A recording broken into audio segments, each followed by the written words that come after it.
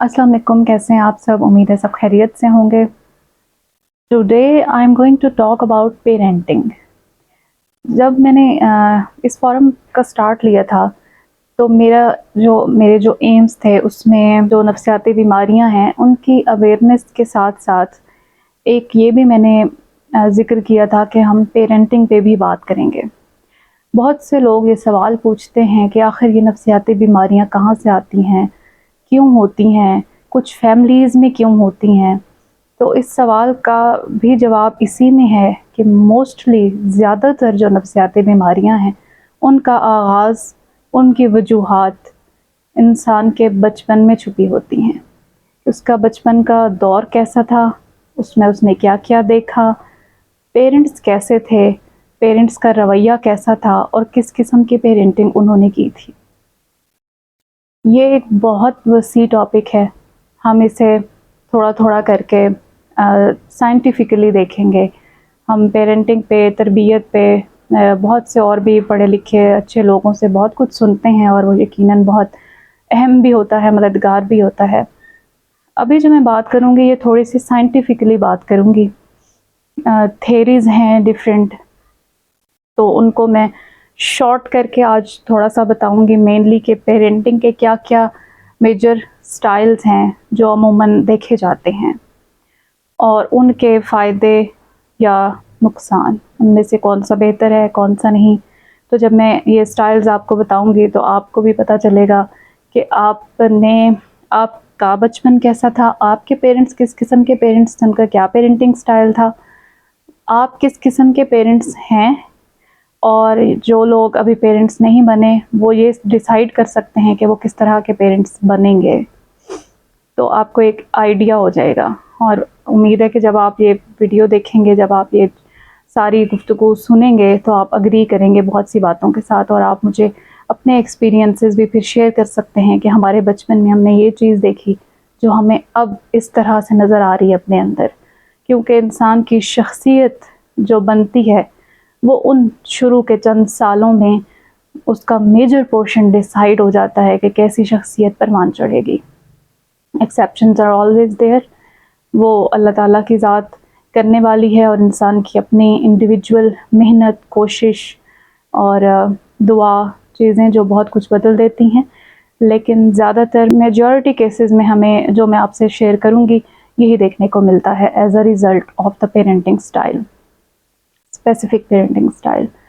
तो अब तक जो स्टडी किए गए हैं उसमें 4 मेजर पेरेंटिंग स्टाइल हैं और 1-2 न्यू स्टाइल्स भी हैं जिन पर अब बात हो रही है। एक स्टाइल है submissive parenting, second is authoritarian parenting, third one is authoritative parenting and fourth one is neglectful parenting. और आजकल एक नया स्टाइल पेरेंटिंग का इंट्रोड्यूस हुआ है, वो है ओवर प्रोटेक्टिव पेरेंटिंग। इसमें परमिसिव पेरेंटिंग क्या होती है? 2 चीज़ें होती हैं। एक ये कि पेरेंट्स का रिस्पॉन्स कैसा है बच्चों की तरफ, और उसके बाद उनकी डिमांड्स क्या हैं बच्चों से, वो बच्चों को दे क्या रहे हैं और बच्चों से मांग क्या रहे हैं। इन 2 चीज़ों पे पेरेंटिंग स्टाइल डिफाइन होते हैं। परमिसिव पेरेंट्स वो होते हैं जो सिर्फ बच्चों की मानते हैं। वो उनसे कोई डिमांड नहीं करते कि हमें आपसे एजुकेशन चाहिए, हमें आपसे मैनर्स चाहिए, हमें आपसे कोई भी चीज़ें जो पेरेंट्स अमूमन अपने बच्चों से डिमांड करते हैं वो नहीं मांगते हैं, बल्कि सिर्फ बच्चों की सुनते हैं, उनकी सारी ख्वाहिशें पूरी करते हैं, ज़रूरियात पूरी करते हैं, प्यार मोहब्बत यानी इमोशनल ज़रूरियात भी पूरी करते हैं और जो वैसे उनकी नीड्स होती हैं वो भी फुलफ़िल करते हैं, लेकिन बदले में कुछ नहीं चाहते। ऐसे बच्चों को बाज़ औक़ात पैम्पर्ड चाइल्ड भी कह सकते हैं। और इस पेरेंटिंग स्टाइल को हम आइडियलाइज़ नहीं करते हैं, इसको अच्छा नहीं मानते हैं। इसका नुकसान क्या होता है? बच्चे को आपने एक चीज़ देनी होती है, एम्पैथी, जो उसे बहुत छोटी उम्र में सिखानी होती है। आजकल के नौजवान एम्पैथी लैक करते हैं। क्यों? क्योंकि बहुत से लोगों ने, एक जो पढ़े लिखे लोग थे, उन्होंने शायद ये समझ के परमिसिव पेरेंटिंग शुरू कर दी कि बच्चे का कॉन्फिडेंस ख़राब होगा अगर हमने इससे कुछ भी कह दिया तो। कोई बाउंड्री नहीं सेट करनी है, कुछ नहीं कहना है, जैसा बच्चा कह रहा है वैसे करो ताकि इसका कॉन्फिडेंस शैटर ना हो। और कुछ जो हमारे इतने पढ़े लिखे पेरेंट्स नहीं हैं, प्यार मोहब्बत के चक्कर में भी वो इस तरह से कर रहे हैं।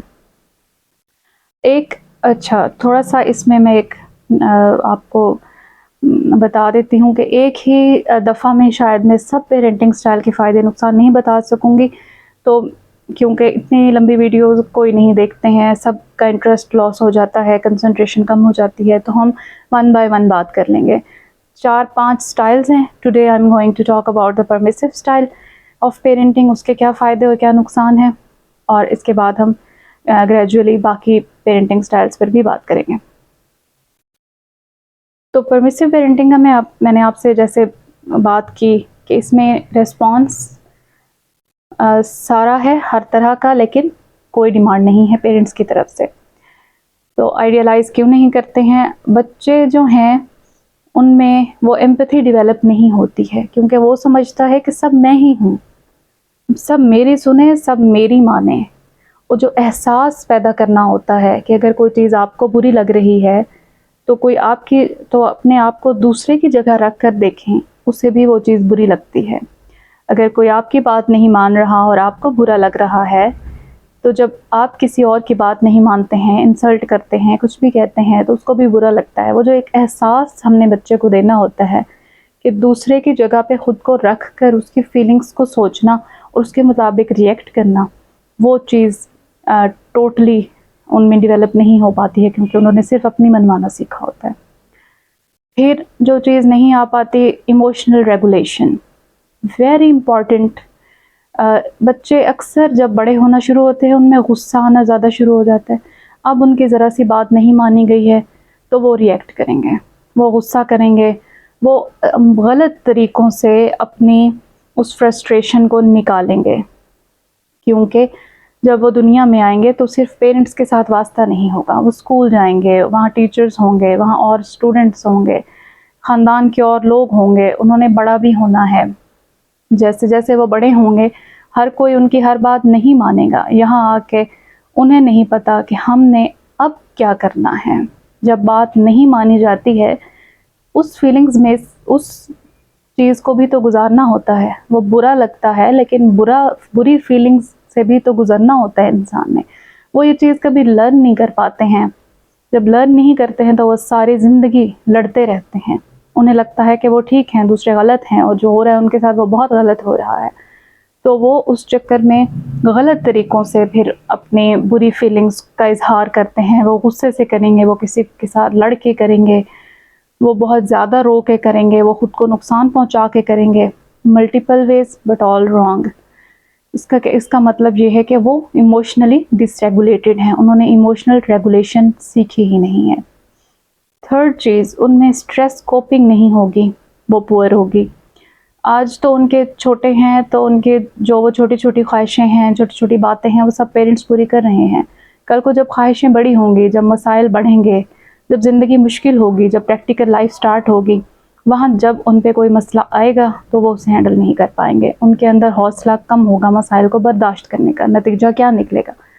नतीजा होगा उनके मेल एडेप्टिव डिफेंस मैकेनिज़म्स, जिसमें वो स्मोकिंग शुरू कर देंगे, जिसमें उनमें डिसोसिएशन की सिम्पटम्स आएंगी, जिसमें उनको एंजाइटी, डिप्रेशन और नफ्सियाती बीमारियां होने के चांसेस भी बढ़ सकते हैं, और मैनी मोर। पूरी ज़िंदगी फिर वो स्ट्रेसर्स को जब कोप नहीं कर पाता कोई इंसान, तो ज़ाहिर है वो सफ़र करता है, ये मुश्किल हो जाती है। फिर कौन सी और क्या चीज़ आ सकती है ऐसे बच्चों में कि ऐसे बच्चों में आप कंडक्ट के मसाइल आ जाते हैं, चूँकि इन्होंने हमेशा अपनी मनवाना सीखी होती है और मानना नहीं सीखी होती। जब ये टीनेज में पहुँच जाते हैं तो भी इन्हें मानना बहुत बुरा लगता है। आप जैसा कि आप सब जानते हैं, टीनेज एक ऐसी एज होती है जिसमें वैसे ही बच्चा बहुत बागी होता है, रिबेलियस होता है, बहुत कुछ करना चाहता है, बहुत उसमें चेंजिंग्स आ रही होती हैं, और वो उन सब से उसको पूरी दुनिया, वो ख़ासकर वालिदैन अपने ख़िलाफ़ लग रहे होते हैं, और वो बहुत कुछ करना चाह रहे होते हैं ज़िंदगी में। तो बाद में यही बच्चे होते हैं जिनके कंडक्ट के इशूज़ होते हैं, ये वालिदैन से बदतमीज़ी करना शुरू हो जाएंगे, इनको बड़ों से बात करने की तमीज़ नहीं होगी, इनकी कंपनी गलत हो जाएगी, नशा शुरू कर सकते हैं। इस तरह की बहुत सी चीज़ें जो कंडक्ट डिसऑर्डर में आती हैं, कंडक्ट के इश्यूज़ में आती हैं, वो शुरू होंगी। कुछ बच्चे हो सकता है बाद में सेटल हो जाएं, बेहतर हो जाएं, इस चीज़ से निमट लें, वहाँ पे पेरेंट्स की कुछ स्ट्रेटजीज़ बेहतर हो जाएं, लेकिन इसका प्रोग्नोसिस पुअर है। अगर एक दफ़ा कंडक्ट इश्यूज़ कंडक्ट डिसऑर्डर में कन्वर्ट हो जाएं तो वापसी बड़ी मुश्किल हो जाती है, और यही बच्चे फिर बड़े होते होते तक खुदा न खास्ता एंटी सोशल, इस तरह की पर्सनैलिटीज़ जो क्रिमिनल होते हैं वहाँ तक भी पहुँच सकते हैं। तो मैंने मोटा मोटा इस पेरेंटिंग स्टाइल के नुकसानात को कवर करने की कोशिश की है। There are a lot many, आप सब भी अपने एक्सपीरियंसेस शेयर कर सकते हैं, और आने वाले वक्त के साथ साथ हमें जैसे जैसे कोई क्वेश्चंस अराइज़ होंगे इस पर मज़ीद भी बात होती रहेगी इंशाल्लाह ताला। तो नेक्स्ट मैं इंशाल्लाह बाकी सारे पेरेंटिंग स्टाइल के भी फ़ायदे और नुकसानात पर बात करूँगी। Thank you so much.